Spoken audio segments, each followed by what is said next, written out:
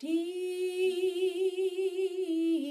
river. I started, we got accepted when we were 12 to this program, really good program at UC Berkeley called the Young Musicians Program, where they accept students and you learn everything about music, how to play piano and how to sing in a choir and how to read music and play music and do all those things. So I started studying European classical music and opera.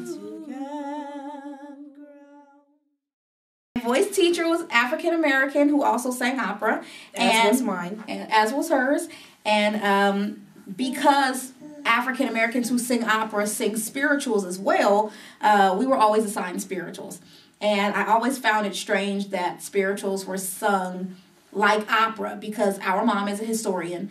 And so we've always known the history of Africans in the diaspora and how West Africans wound up here during slavery and knew that spirituals came out of the culture of slavery. And I knew that spirituals, even at 12, weren't sung on a plantation like they are operatically in a concert setting. And I always thought that that was strange. So fast forward about, I don't know, almost 20 years. Started doing some research to figure out what that transition was, and I always knew that I hadn't heard that spirituals were coded, and I wanted to know more about that. And started researching and found out that the coding in spirituals is actually a lot more pervasive than most people assume. Usually the same 6 spirituals are mentioned, Go Down Moses, Steal Away. The other ones I can't think of right now, but it's usually the same 6 spirituals that are referenced in terms of being coded. Yes. And I figured if those 6 are coded, then probably the majority of them are coded. And in my research, that's actually what I found, that the majority of them are coded. And the ones that aren't coded are the straightforward ones, like Lord, How Come Me Here, and Sometimes I Feel Like a Motherless Child. My story is the same story. Started the Young Musicians Program, was introduced to spirituals by my instructor, Norma Levister, who at the time was an older African-American woman. And my first spiritual was, Were You There When They Crucified My Lord? And I remember her saying, you have to stand like this, and you hold your hands together, and you stand up straight, and you sing it as if it's opera, not as if it's gospel.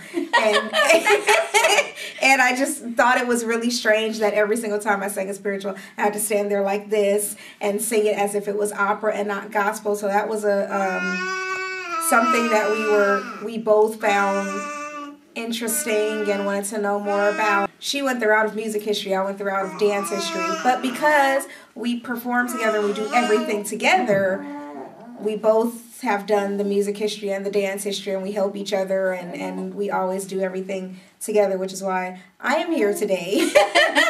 Because she recruited me to help her with her lecture demonstration and to sing some spirituals. And deep river, my home is over Jordan.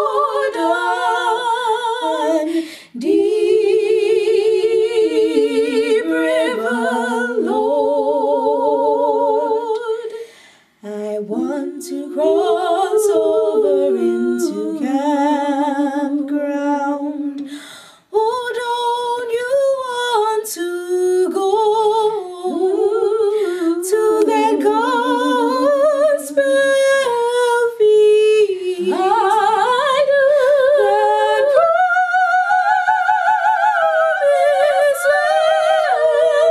land where all is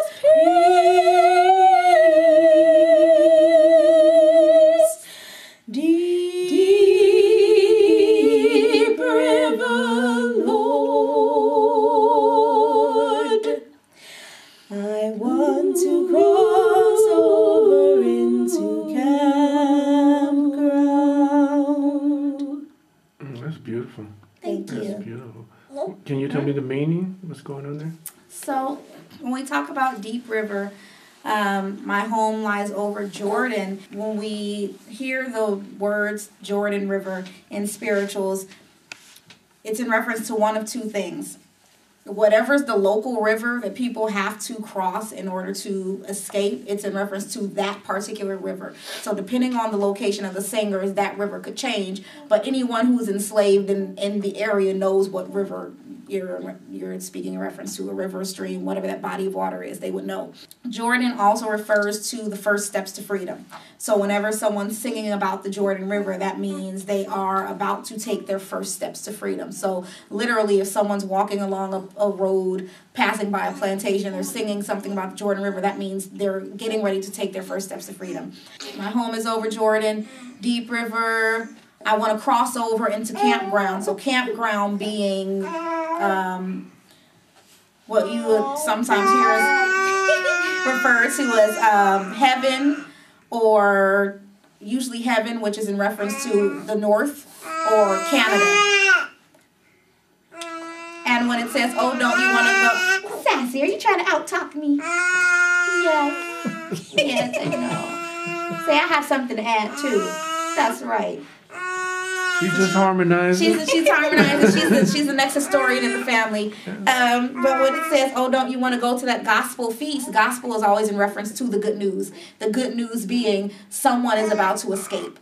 So, oh, don't you want to go to that gospel feast, that promised land where all is peace. So literally out of the South into the North, if it's after the passage of the Fugitive Slave Act, then not just the North, but to Canada. Because after the passage of the Fugitive Slave Act, you weren't safe in the North anymore because you could be dragged back into slavery. We've been singing for about 20 years. And since you were two. Singing classical music for about 20 years. We've been singing longer than that, but singing classical music for about 20 years.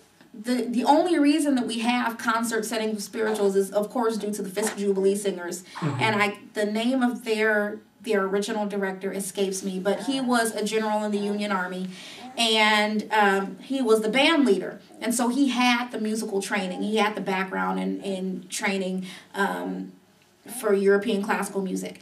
And he was sent to Fisk to lead their choir. And if you know anything about the time period, you know that at the school, at the time, still to this day, historically black colleges and universities are struggling financially. So what they did was, what the Fisk Jubilee Singers did was they went on tours singing concerts to raise money for the school. And to this day, all the black colleges do that. I went to Prairie View A&M University. I'm a proud graduate of Prairie View A&M University. When I was a member of the concert chorale, that is exactly what we did. We went all throughout Texas singing, Louisiana, Las Vegas. The year after I left, they went to Germany to sing. And so to this day, concert chorales at historically black colleges and universities still raise money that way. But with Fisk, they were the very first concert chorale or choir to do this at a historically black college. And he taught the students there how to sing classically, how to sing operatically. And initially, their tours, their performances were of European classical music, the choral repertoire, the stuff that was popular during the day. And they were met by lukewarm audiences. Their audiences were primarily white Americans who weren't too sold on the idea of recently freed black people singing European classical music. So it was okay. That was the reception they got.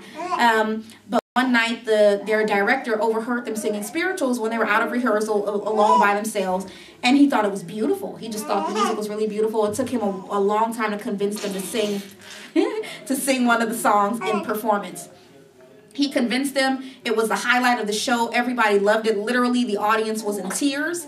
And from that point on, they added more and more spirituals into their repertoire. But because he had taught them to sing classically and to perform within that concert setting, the spirituals, the arrangements that they did were classical arrangements. So there were spirituals for the stage in a concert setting. Literally, there were copycat choirs after that. The Fisk Jubilee Singers, there were copycat choirs almost instantly. Hampton had a choir, and all the historically black schools at the time had their choirs sing spirituals in concert settings operatically. And that's how, to this day, we wind up with spirituals sung within a classical context.